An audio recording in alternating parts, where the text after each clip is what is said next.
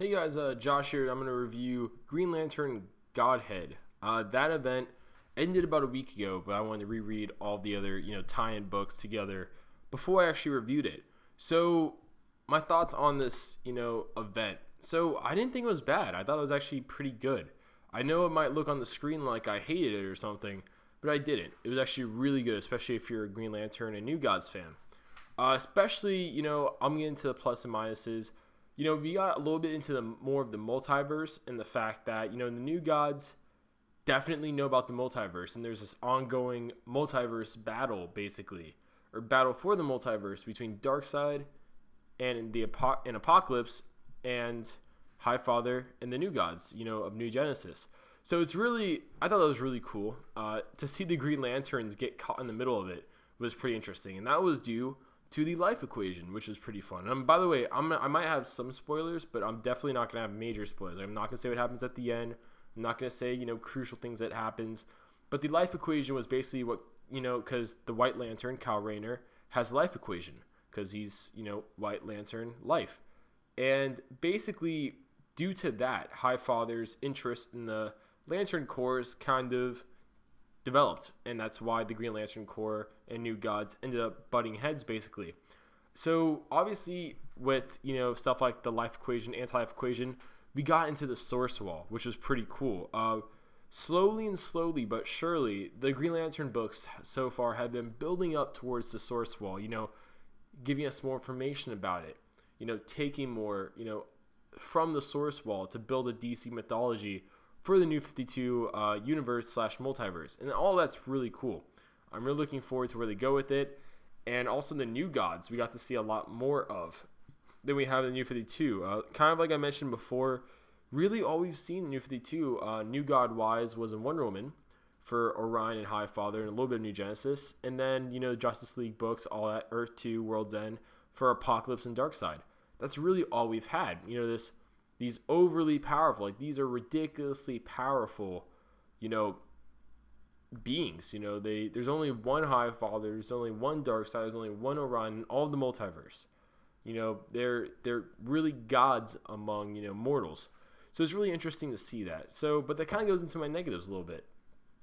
I feel like power level wise, they kind of made the New Gods a little too OP over the Lantern Corps. The reason I say that is because, and maybe it's just me getting tired of this happening now, especially with the, how this, how it happened with Relic also.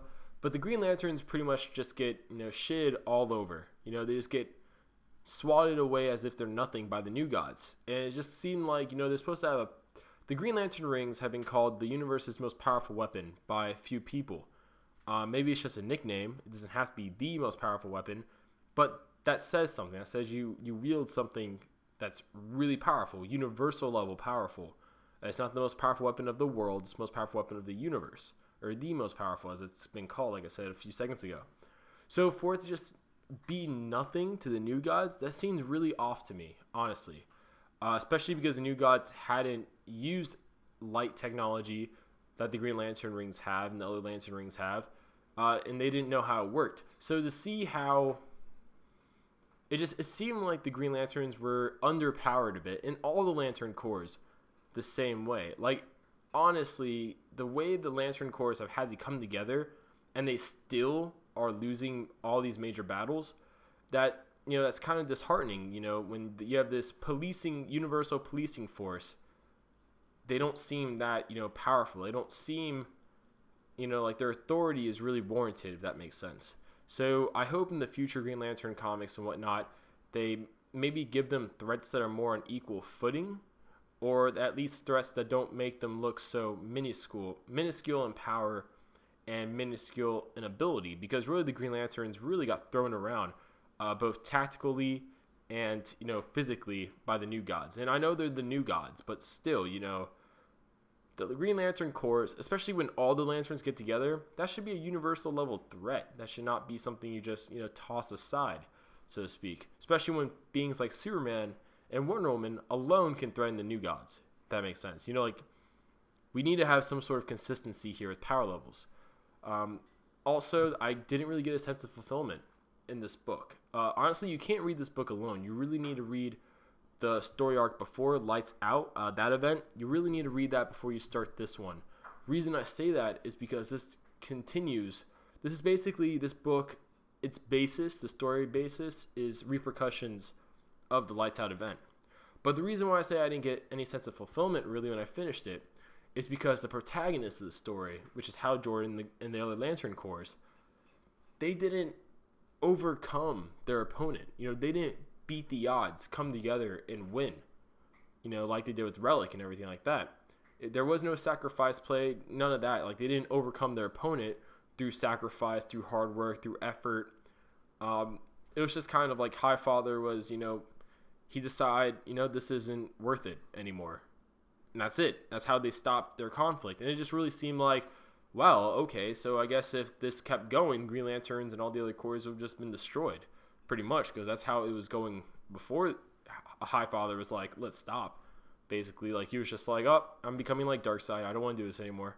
So, yeah, it kind of, there's no sense of fulfillment. Like, I was really hoping, Hal Jordan would finally truly embrace his role as the leader of the Green Lantern Corps, and he would really lead the corps together to victory. And we didn't get that. Like, Hal Jordan had his moments, definitely, as a leader of the Green Lantern Corps, but he was constantly getting, challenged by Sinestro. Then you had Guy Gardner, having his little tantrums every once in a while, which makes sense. He's a Red Lantern. He's driven by rage, so I would expect that from him. And he's always been a bit of a hothead anyways. So props out to DC Comics for making him a Red Lantern. Simon Baz kind of interjected in there a little bit, hoping they do more with him in the future. And, like, you have Kyle Rayner probably got the most development.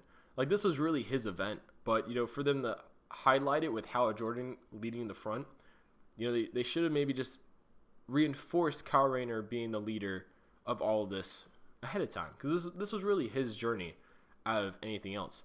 Like, his character is the only one that really progressed at all. Everyone else just kind of stayed the same, really.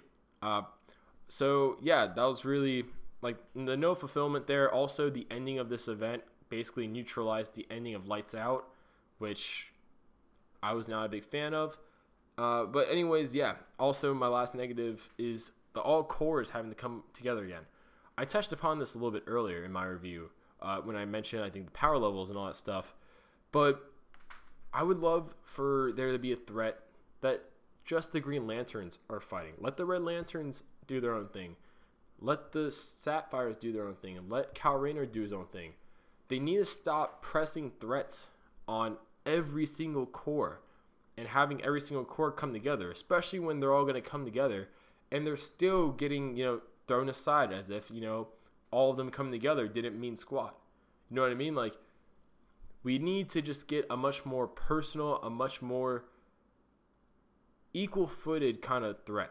Not all these multiverse, universe-ending threats. Especially right now, the Green Lantern Corps, as it is very much damaged. Ever since Hal Jordan's taken over as leader, they haven't had the membership they used to have had. Number-wise, they took a massive blow before Lights Out began. So really, the Green Lantern Corps, they need some breathing room, and I really hope the next story arc, does that. I hope it focuses on the Green Lantern Corps rebuilding, Hal Jordan, really stabilizing himself as a leader, really getting the swing of it, and yeah. So that's really it. That's my review, guys. I hope you agreed with me somewhat. If you don't agree with me, let me know. Hope you guys check this out, especially if you're a Green Lantern fan, and I'll see you guys later. Hey guys, subscribe if you haven't yet. Like the video if you liked it, obviously. Share it on social media. Speaking of social media, we have a Twitter, so follow us on Twitter. We have a Facebook, so like us on Facebook. We do a lot on the social medias that we don't do on YouTube in particular. And we'll see you guys next time.